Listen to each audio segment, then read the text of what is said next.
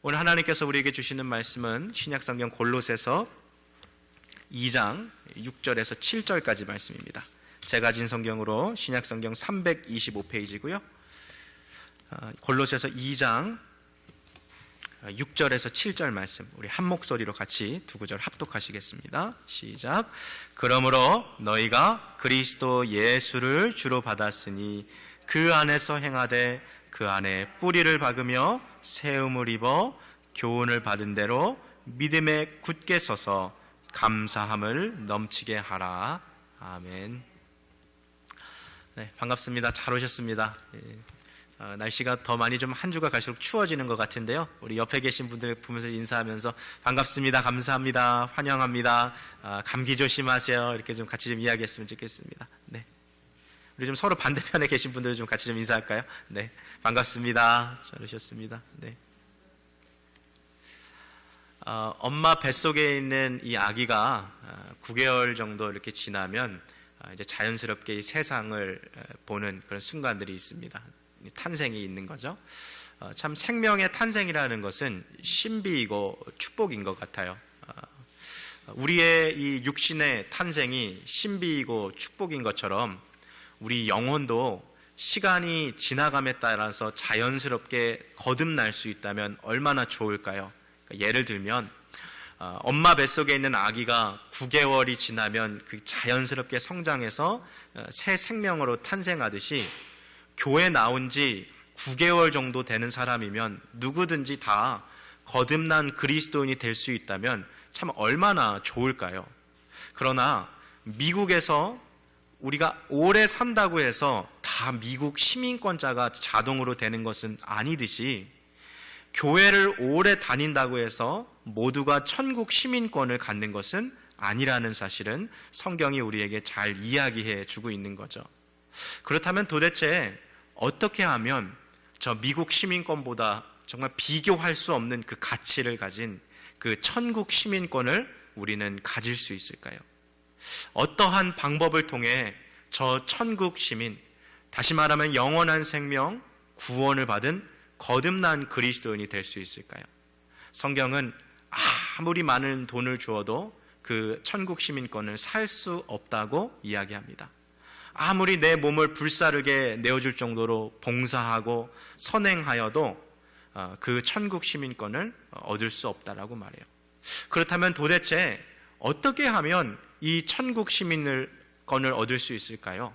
성경은 그것에 대해서 우리가 하나님의 아들이시며 하나님의 보내신 자 예수 그리스도를 믿는 믿음으로 하나님의 아들이 되고 또 우리가 천국 시민권을 얻을 수 있다라고 그렇게 이야기하죠. 자, 그럼 도대체 하나님의 아들 예수 그리스도를 믿는다라는 것이 어떠한 내용일까요? 구체적으로 예수 믿어 그냥 간단하게 말할 것이 아니라 예수님 믿는다는 것을 우리가 어떻게 이해하느냐가 참 중요한데요. 예수님을 믿는다라는 것은 성경에서 이야기하고 있는 복음의 4가지 요소를 믿는 것을 의미합니다. 잘 들으셔야 돼요. 첫 번째는 하나님께서 온 세상과 인간과 그리고 나를 창조하신 창조주가 되시기에 인간의 역사와 나의 삶의 모든 것의 주인이 되신 분이 누구라고요? 하나님 되심을 인정하는 것. 이게 바로 복음의 첫 번째 요소예요. 자, 두 번째는 하나님께서 이렇게 모든 만물의 주인 되심에도 불구하고 내 인생에 스스로 내 자신이 주인이 되어서 하나님의 주인 되심을 반역하고 살아가고 있는 그런 죄인됨을 인정하는 것. 이것이 바로 두 번째 내용이에요. 세 번째는 이 하나님을 반역한 죄의 대가가 죽음인데 하나님께서는 우리를 사랑하셔서 우리의 죄값을 대신하여 예수 그리스도를 이 땅에 보내시고 그분의 십자가 죽으심으로 말미암아 우리의 모든 죄를 대신 짊어지게 하셨다라는 것. 이것이 바로 복음의 세 번째 내용입니다.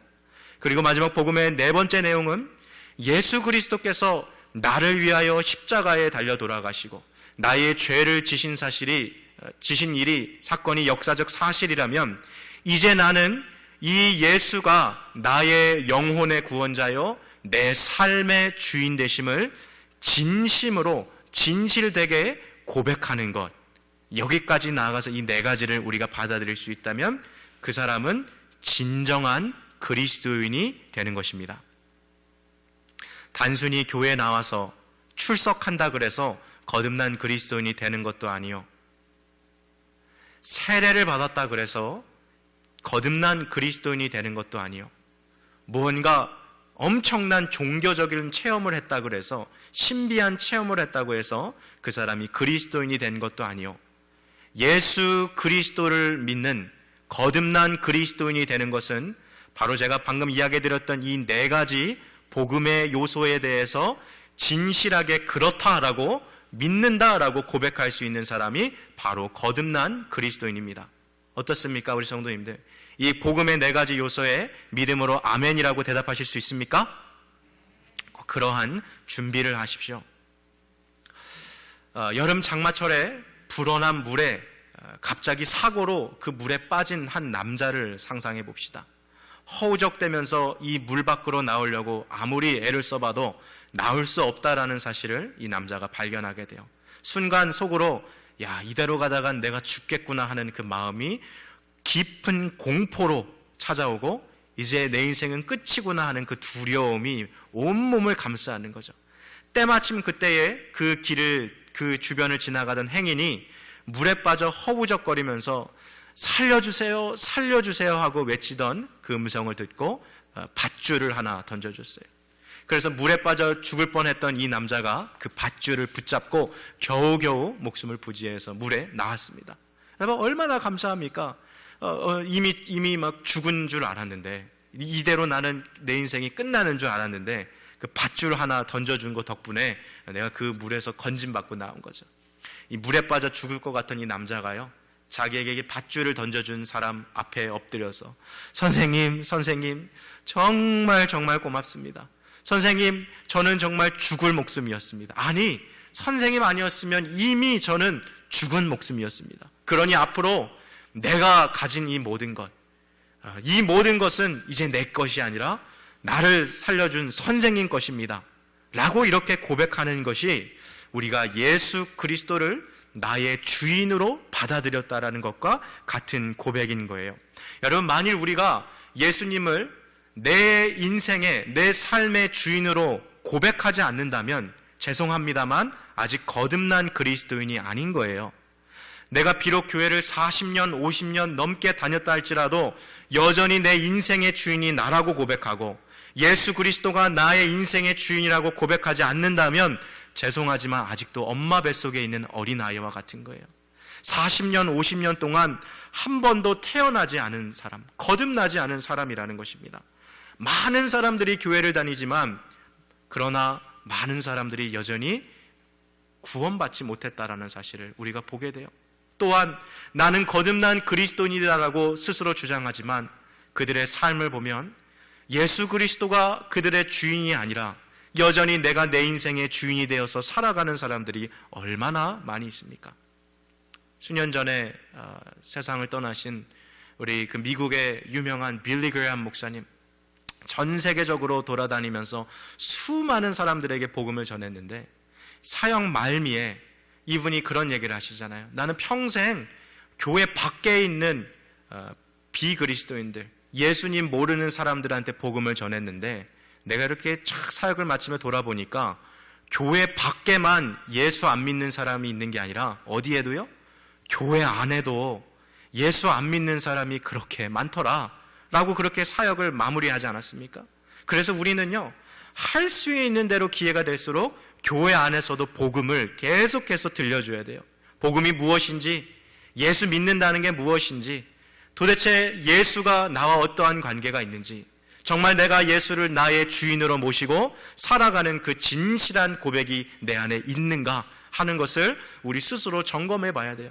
우리의 가정에 가서도 우리의 자녀들이, 내 배우자가, 내 형제자매가 교회 다닌 것으로 만족하는 것이 아니라 정말 저 사람이 자신의 삶의 주인을 바꾸었는가, 예수 그리스도를 그의 주인으로 모시고 살아가는가 하는 것을 늘 점검해야 되는 것이죠. 왜요?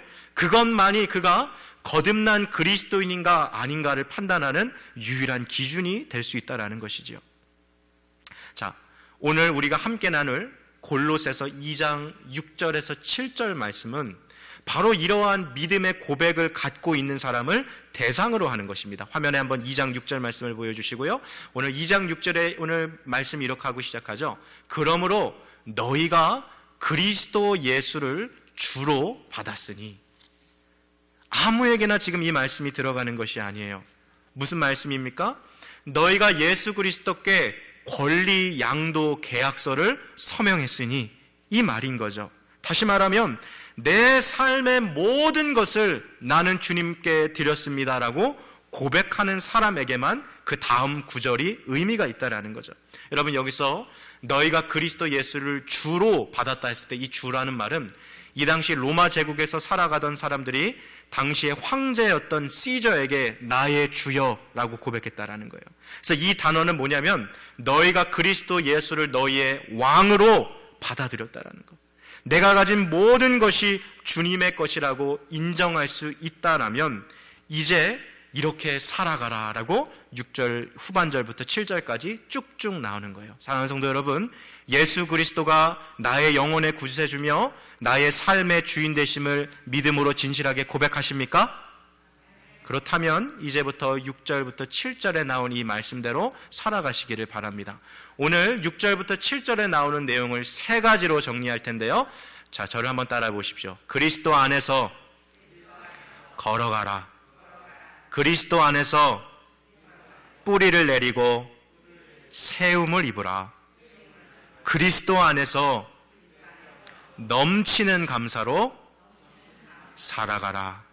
오늘 저와 함께 이 세 가지 내용을 볼 거예요. 설교 노트를 참고해서 보시고 오시고요. 사도 바울이 예수 그리스도를 주로 모시고 살아가는 사람은 이렇게 살아가십시오 하는 그 내용들을 함께 볼 텐데요.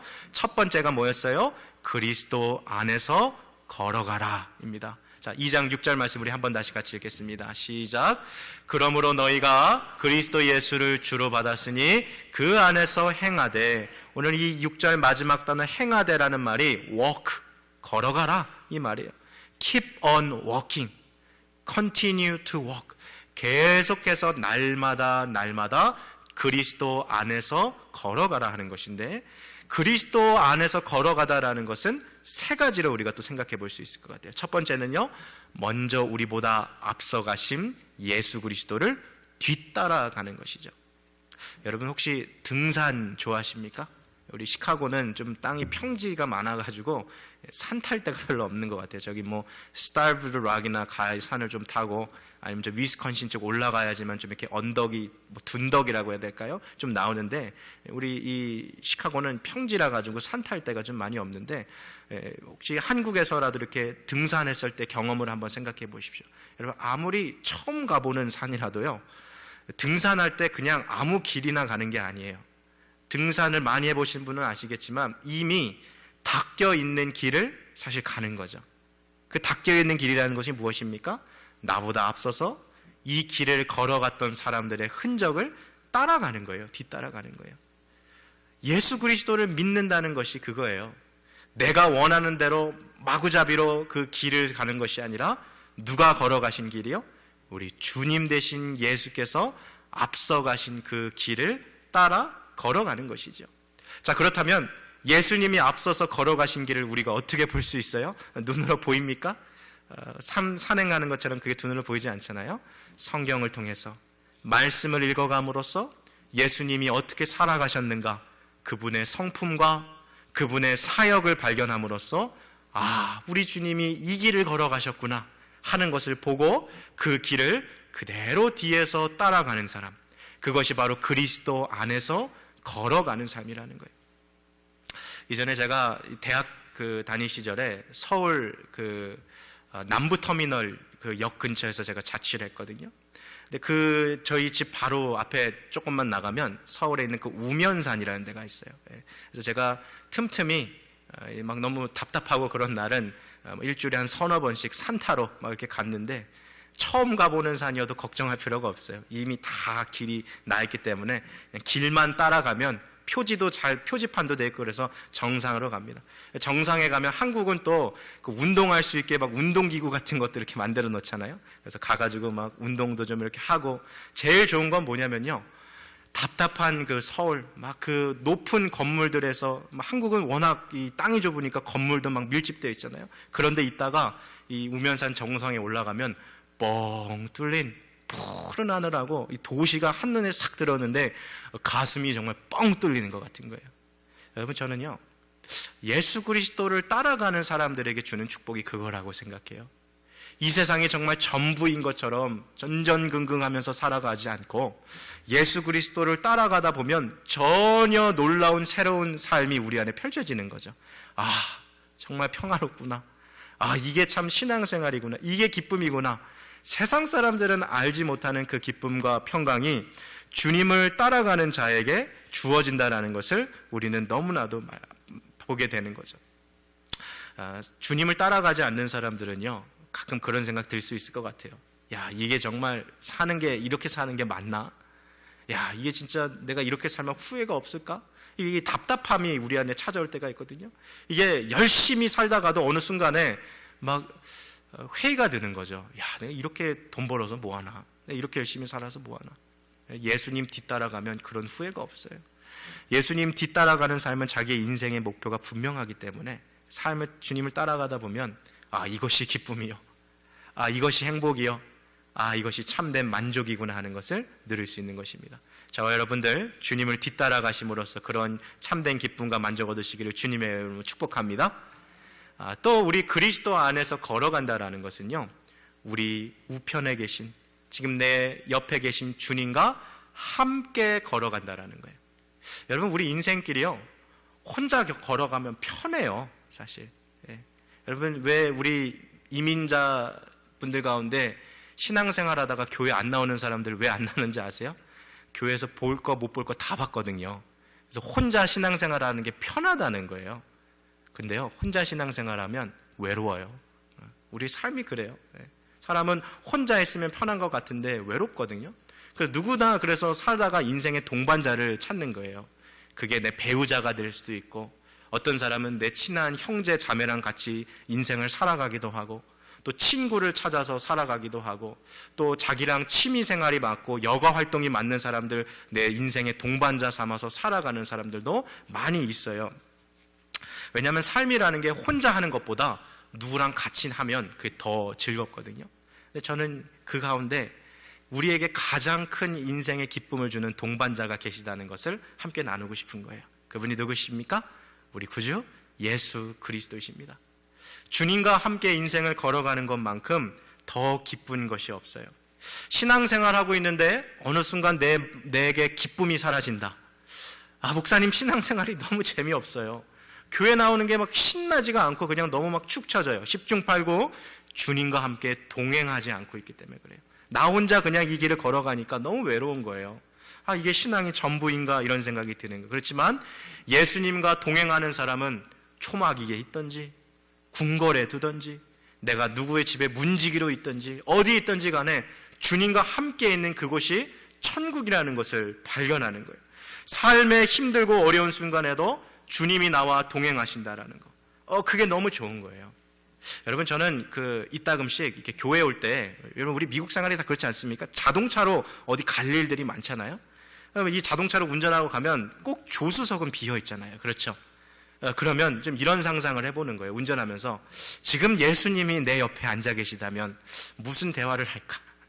남이 보면 좀 이렇게 정신 나간 사람처럼 보일지 모르지만 저는 가끔 그렇게 해요. 그래서 주님하고 대화하듯이 얘기하면서 교회 올 때가 있어요. 예수님, 제가 지금 이런 고민이 있거든요. 제가 참 지금 이런 것 때문에 힘들거든요. 아, 예수님, 제가 이거 어떻게 할까요, 주님? 주님과 대화하면서 주님과 함께 동행하면서 교회에 왔다가 또 퇴근하는 길에도 또 그렇게 하고, 때로는 부엌에서 저도 가끔 요리 제가 합니다.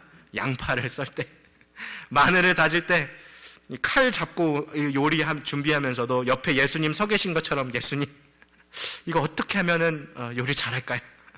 일상생활에도 주님을 초대해 보면서 물어보는 거예요. 때로는 가끔 제 담임 목사 사무실에 의자를 하나 돌려놓고 예수님이 마치 거기 앉아 계신 것처럼 예수님, 때로는 더 친근하게 형님, 제가 어떻게 해야 됩니까? 목회가 너무 힘든데 주님 좀 알려주십시오. 이렇게 하는 거예요. 이렇게. 이게 뭐예요? 주님과 동행하는 거죠. 보이지 않지만 계시다라는 것을 내가 믿기에, 내가 언제나 말을 걸면 나에게 응답하시는 주님이시기에 그 주님과 대화하듯이 살아가는 것, 그게 주님과 동행하는 것입니다. 여러분 혹시 신앙생활 하는데 기쁨이 없으십니까? 어느 순간부터 너무 사는 게 막막하십니까? 주님과 동행하실 수 있는 저와 여러분 되시기를 주님의 이름으로 축복합니다. 시편 1편에 시인이 그렇게 말하죠. 여호와의 율법을 즐거워하여 그 율법을 주야로 묵상하는 자가 복된 자라고. 내가 암송한 말씀, 묵상한 말씀 가지고 되뇌이면서 살아가는 것이 주님과 동행하는 거예요. 여호와는 나의 목자시니 내가 부족함이 없으리로다. 그래, 이거구나. 주님과 동행하면서 살아가실 수 있기를 바라요. 자, 또한 그리스도 안에서 살아간다는 것은요, 내 뒤에서 나를 밀어주시는 주님의 힘으로 살아가는 거예요. 여러분, 우리 가운데요, 이 세상을 홀로 살아가고 갈 수 있는 사람이 과연 누가 있을까요? 저 사람은 참 잘 살아가는 것 같다. 인생이 참 잘 풀렸다. 나도 저랬으면 좋겠다라고 생각하는 그 사람도요, 사실 혼자서는 못 살아가요. 신앙생활 하다 보면 누구나 포기하고 싶은 순간들이 찾아와요. 믿는다는 게 이게 뭐 별로 내 삶에 어떤 유효성도 없는 것 같고 별로 힘도 없는 것 같고, 예수 안 믿는 내 옆집 사람이나 내 친구나 나나 힘든 건 매한가지인 것 같은데 왜 내가 이렇게 살아가야 되나, 그런 순간들이 찾아올 때가 있다라는 거죠. 인생의 무게가 너무 무거워서 짓눌리고 이럴 때 그냥 우리의 삶을 다 그냥 내려놓고 싶고, 정말 컴퓨터라면 리셋 버튼 한번 좀 눌러보고 싶은 게 우리의 인생의 충동이라는 거예요. 이거 내가 너무 여태까지 잘못 산 것 같다. 진짜 타임머신이 있으면 다시 돌아가고 싶을 정도로 너무 그런 힘들 때가 있다라는 거죠. 제가 한국에서 이제 군대를, 저는 공군을 나왔거든요. 근데 공군은 훈련이 그렇게 힘들진 않습니다, 솔직하게. 근데 육군하고 다르게 딱 공군 훈련소에서 정말 힘들다라고 말하는 게 하나가 있는데, 그게 뭐냐면 행군이에요, 행군. 그게 뭐냐면 20kg, 한 45파운드 정도 되는 이 군장을 메고서 이제 긴 거리를 걸어가는 걸 행군이라고 그러는데, 육군 같은 경우에는 대부분 이렇게 평지를 걸어가거든요. 근데 공군은 특이하게 산을 넘어가야 돼요. 아주 가파른 산이에요. 정말 가끔은 너무 가파라서 이게 땅에 손 짚고 산을 올라가야 정도로 무거운데, 맨몸으로도 걸어가게 올라가는데 그걸 45파운드 짐을 메고 올라가니까 너무 힘든 거죠. 산 중턱 정도 넘어가면요, 이 옆에 있던 이 병사들이 뒤로 이제 지쳐지는 거예요. 너무 힘들어서 못 가겠다고 낙오하려고 그러고, 그러면 옆에서 조교들이 엄마 생각해 그러면서 막 다그치거든요.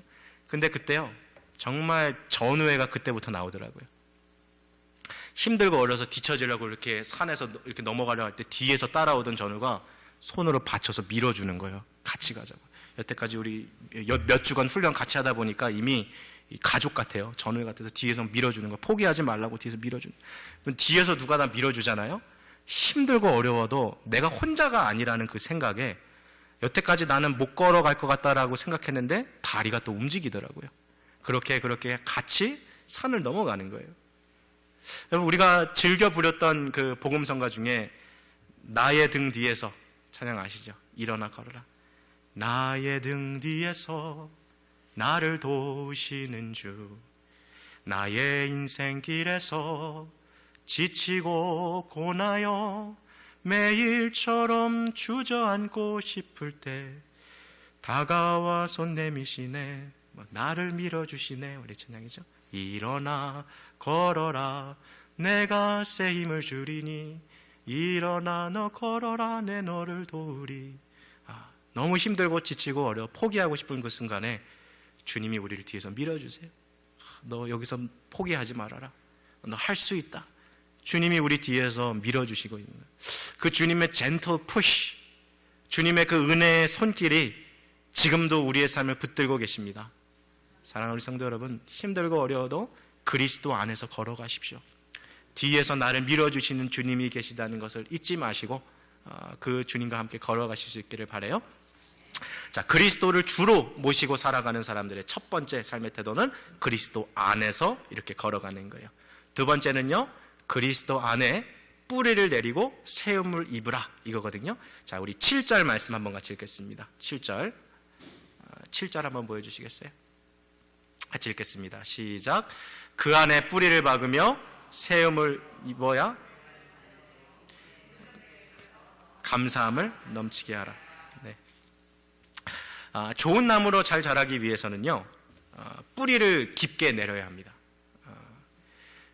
이 뿌리가 내리는 것이 얕으면 어떤 일이 벌어지냐면, 여러분, 비바람이 불면 나무가 막 흔들흔들 거리거든요. 사시나무 떤다는 말도 있잖아요. 이게 막 흔들리는데, 나무가 뿌리가 얕아서 흔들리면 그 나무는 좋은 꽃을 잘 맺을 수가 없어요. 열매를 맺을 수가 없어요. 양분을 이게 잘 빨아들이지 못하기 때문에.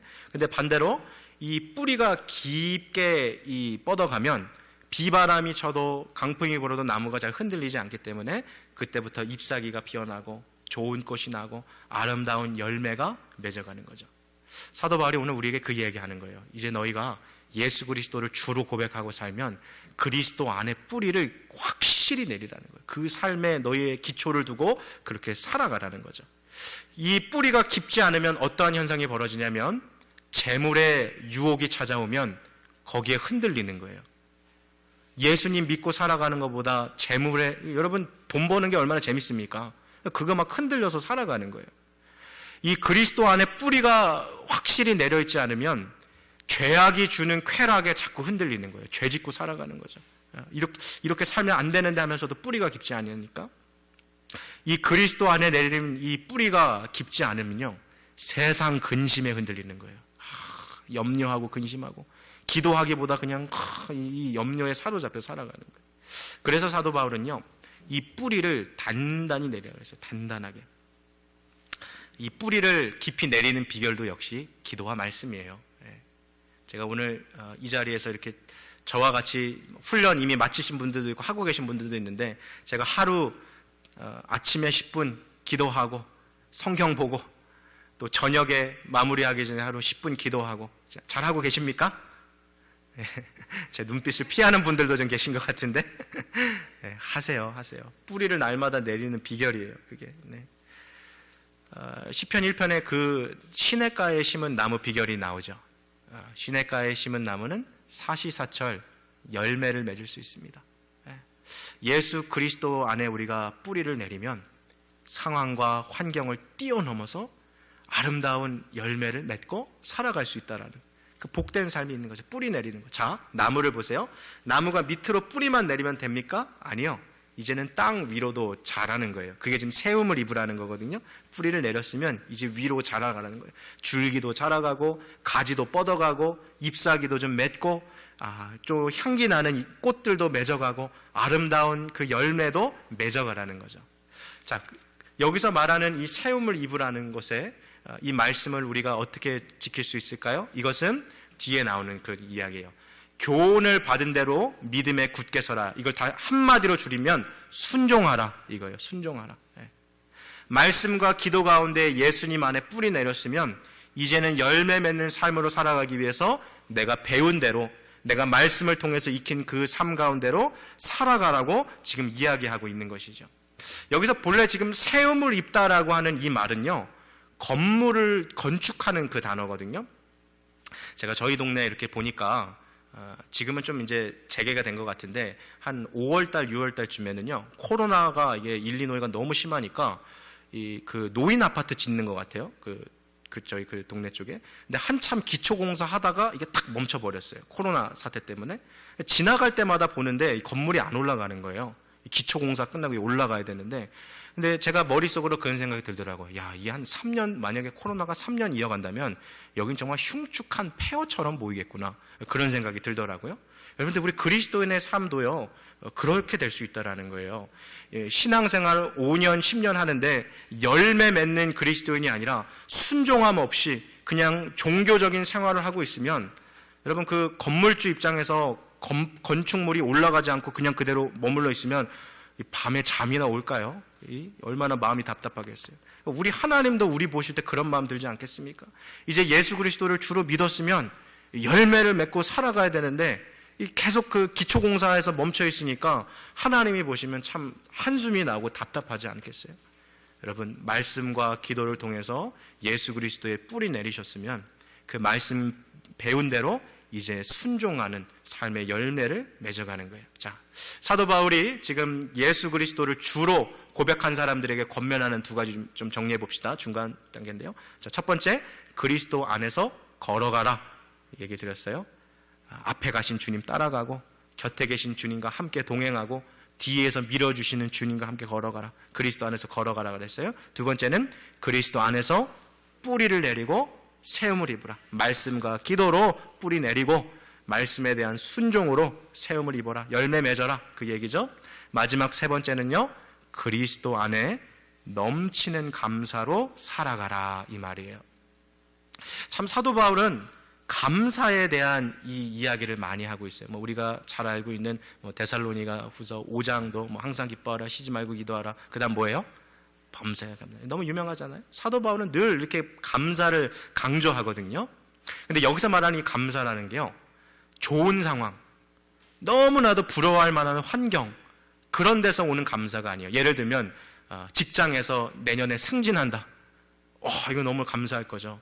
우리 자녀가 이번에 명문대학교 들어간다. 이거 너무 감사할 거죠. 근데 이러한 좋은 일에서만 일어나는 감사가 아니라 상황과 환경을 뛰어넘는 감사라는 거예요. 여러분, 그럼 한번 생각해 봅시다. 이런 감사는 누구만 할 수 있습니까?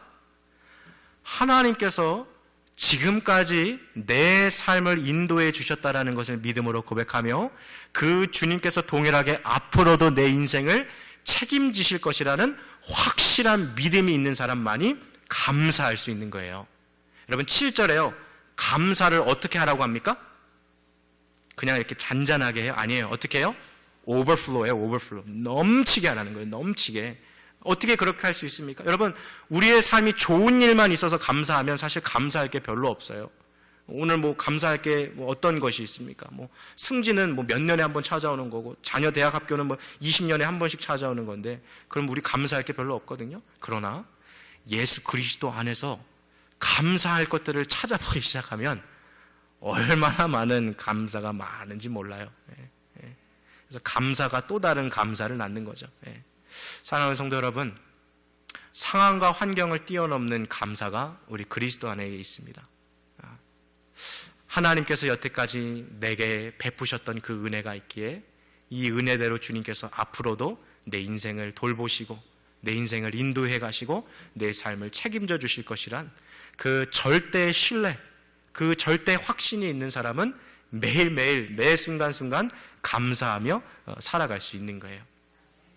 자, 말씀을 좀 맺겠습니다. 사랑하는 우리 성도 여러분, 오늘 모든 설교의 기초는 제가 말씀드린 대로 예수 그리스도를 나의 주인으로 고백하는 사람들에게만 해당합니다. 권리 양도 계약서를 쓴 사람만 가능해요. 나의 집, 나의 차, 나의 통장 잔고, 나의 시간, 나의 모든 것이 주님의 것입니다라고 서명한 사람만이 참된 그리스도인이라고 이야기했고, 그 거듭난 그리스도인이만이 오늘 이 말씀대로 살아갈 수 있는 것이죠. 만일 정말 내가 이 고백에 진실하게 예스라고 고백할 수 있다면 사도 바울이 오늘 권면한 대로 살아가십시오. 그리스도 안에서 걸어가시고 그리스도 안에서 말씀과 기도로 뿌리를 내리시고 순종함으로 세움을 입으시며 하나님에 대한 절대 신뢰로 우리의 삶에 감사가 넘쳐날 수 있는 그런 복된 삶을 살아가실 수 있는 저와 여러분들 되시기를 주님의 이름으로 축복합니다. 이 시간 함께 같이 기도하시겠습니다.